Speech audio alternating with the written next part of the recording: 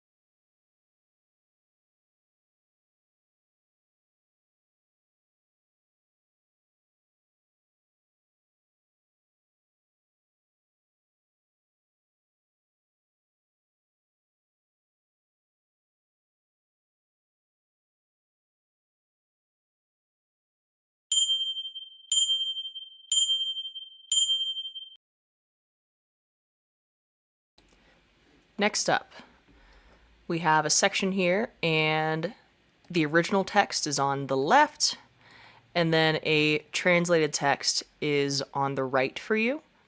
So all we're doing right now is we are simply reading through, and that's it. We're not getting to the other stuff just yet. We're just reading this section. I'm going to give you 4 minutes on the clock to do that, and then we will move on to the next little bit.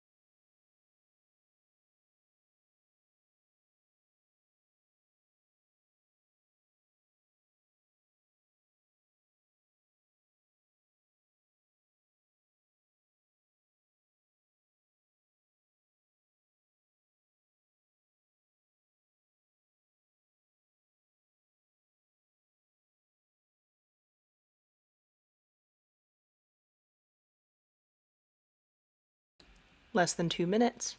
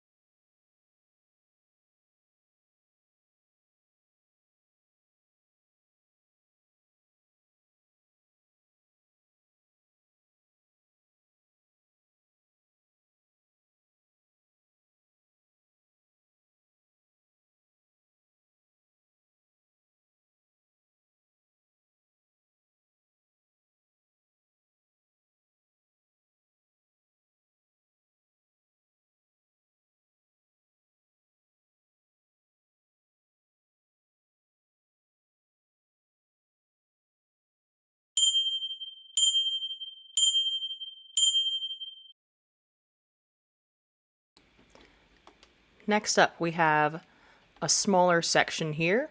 We have some of the translations on the right, but there are some that you're going to have to sort out yourself, such as the answer to this question. You're just answering why Juliet is concerned. And then we have a second question, which is, what does Juliet mean when she says she doesn't want Romeo to think she is too quickly won, or that her behavior is light? Okay, for this one in particular, we got to think figuratively and not literally. So why is it such a big deal that she doesn't want Romeo to think she's too quickly won?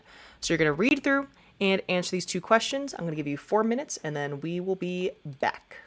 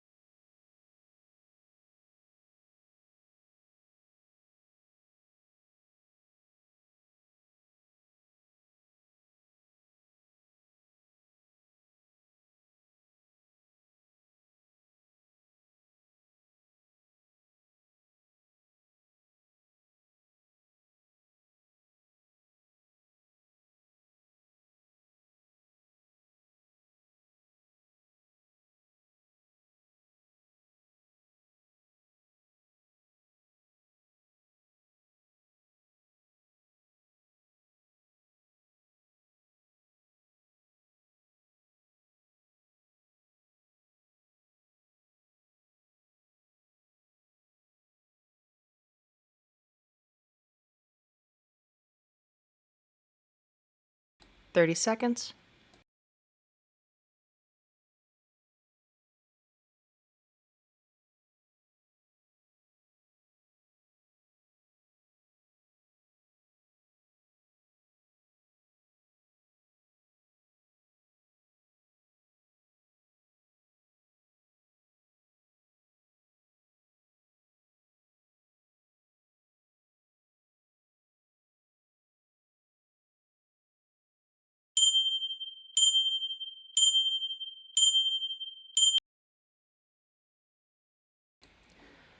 Moving on to the next bit. So we're in the next translation section. We're almost there, only a little bit left. I'm going to be doing more of this with you all just so that you can have an understanding of what it is that's going on, and because there's a lot of short sections for the remainder of this. So if we look at this first bit, I want you to read the translation while I read the original. So in here, Romeo says, Romeo is still talking to Juliet, and he says, "Lady, by yonder blessed moon I vow, that tips with silver all these fruit tree tops." And then Juliet responds by saying, "Oh, swear not by the moon, the inconstant moon, that monthly changes in her circle orb, lest that thy love prove likewise variable." Your question here is, why does Juliet get so upset that Romeo has sworn his love to her by the moon? So I want you to think, what does the moon do? Particularly, what does the moon look like? And she kind of describes it here. She says that it's the inconstant moon and that monthly changes in her circle orb. So, why is it that she's so upset that Romeo is swearing on her, by sake of the moon? I'm going to give you a few moments to answer that, and then we're going to continue on.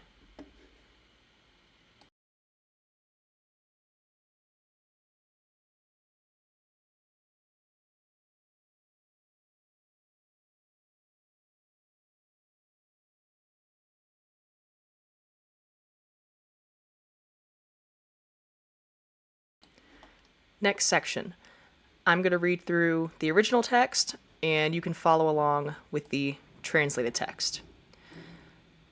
So, after Juliet responds to Romeo about swearing on the moon, Romeo says, "What shall I swear by?"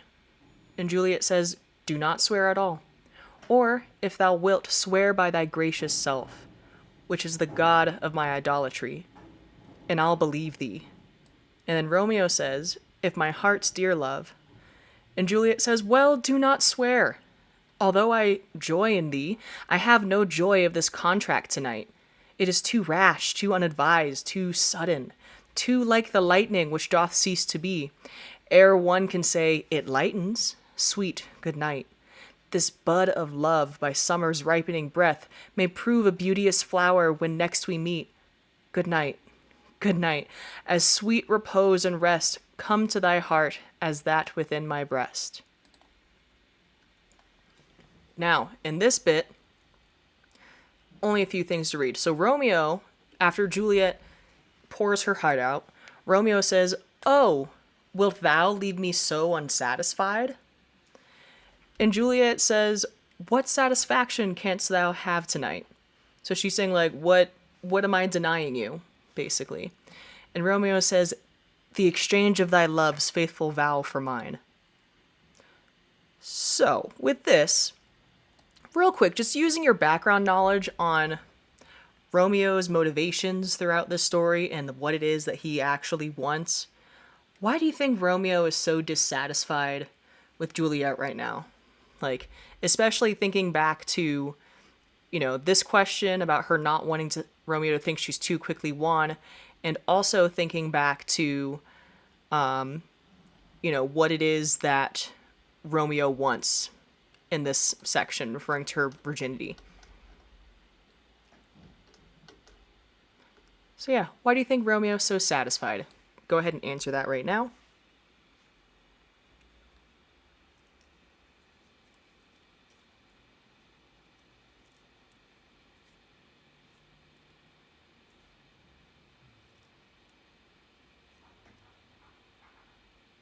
And then the second question, so when saintly Juliet questions him, he immediately switches gears, claiming that he only wants what? So remember, over here, Romeo, he's like, "Why are you leaving me so unsatisfied?" And we already answered why he's so unsatisfied. And then Juliet's like, what am I denying you of? What am I keeping from you? What is it that you can't have? And Romeo says, "The exchange of thy love's faithful vow for mine." So in your own words, what is it that Romeo is now saying he actually wants from Juliet.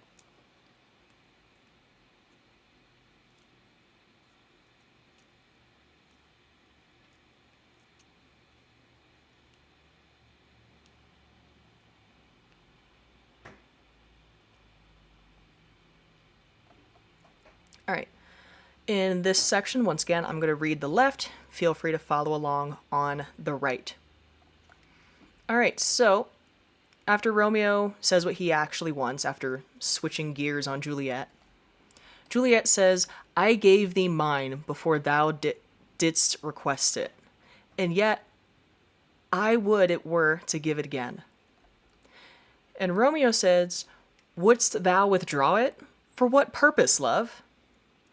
To which Juliet says, but to be frank, and give it thee again, and yet I wish but for the thing I have. My bounty is as boundless as the sea, my love as deep. The more I give to thee, the more I have, for both are infinite. And then the nurse calls from within. Also, by the way, in case you were unaware, so the nurse, it's not like the nurse you think of when you go to the doctor. It's more so like the nurse is kind of like a housekeeper or a, like assistant to Juliet's mom. The nurse is essentially the one who kind of raised Juliet. So just so you know, the nurse is like basically Juliet's second mom. All right, so the nurse calls for Juliet, and Juliet responds saying, I hear some noise within. Dear love, adieu. Anon, good nurse, sweet Montague, be true. Stay but a little, I will come again. And Juliet leaves. And Romeo says, oh, blessed, blessed night, I am afeard. Being in night, all this is but a dream, too flattering, sweet to be substantial. Now, Juliet, she says, 3 words, dear Romeo, and good night indeed.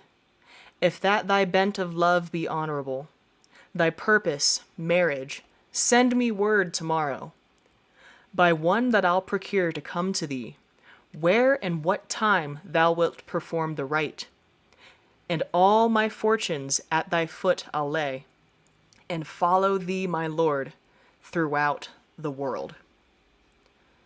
Now, according to Juliet, what needs to happen in order for all my fortunes at thy foot I'll lay, and follow thee, my lord, throughout the world?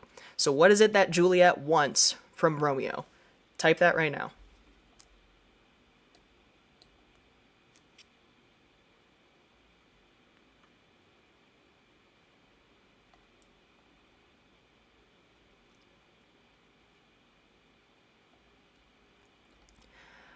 Okay, we are going to do one more section together, and then y'all are pretty much on your own. All right, so Juliet gives Romeo the ultimatum. The nurse calls from within, Madam. Juliet says, I come anon, but if thou mean'st not well, I do beseech thee. Nurse calls again, Madam. Juliet says, by and by I come, to cease thy strife and leave me to my grief. Tomorrow will I send.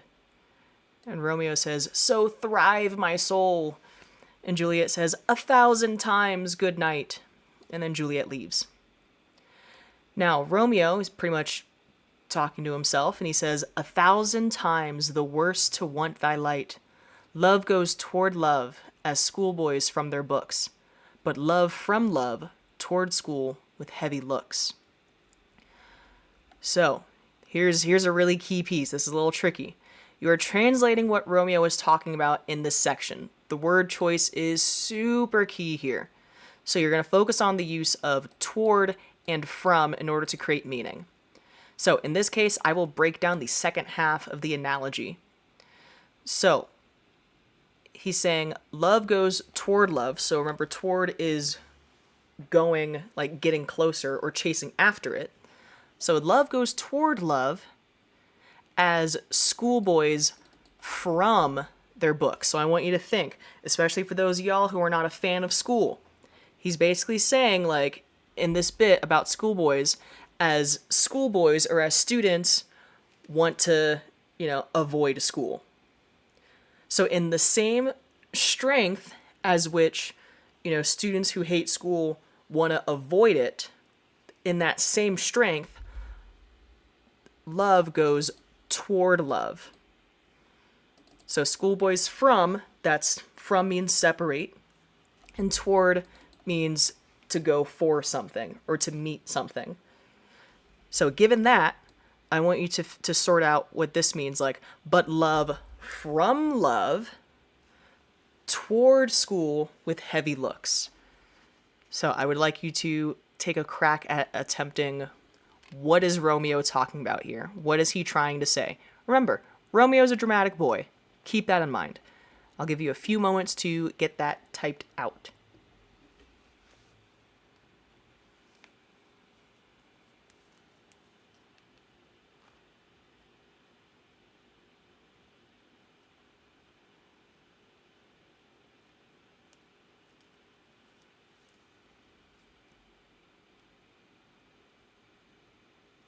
All right, E. Last little bit, you have some stuff to read. Once again, the translated version is on the right side if you need that. I'm just going to explain these last 3 questions, and you'll have the rest of class to work out these questions. The first question is saying, Juliet says that she wants to treat Romeo as a spoiled child would a pet bird, controlling where he can go, when to return, and saying that she could kill thee with much cherishing. So that's kind of like, I will love you so much that you will die. like basically suffocating in terms of love. So what do these lines reveal about her mindset and how she views relationships? Make sure that in your answer that you cite the text. And then we have another question here that says, what plan do Romeo and Juliet make during this scene? Then there's an opinion question. Do you think it could work? Why or why not? Lastly, for the mastery check, it says reflect on the significance of Juliet's hesitance and caution towards Romeo's profession of love. So you're looking at how she reacts to Romeo spilling out his love to her, and how she's kind of like, maybe not super fast, or like maybe with these little precautions in place. So what does her reluctance, what does that tell us about her as a character? And then on the flip side, how does it contrast? How is that different to Romeo's more impulsive nature? And with that, you have the rest of class to work on that.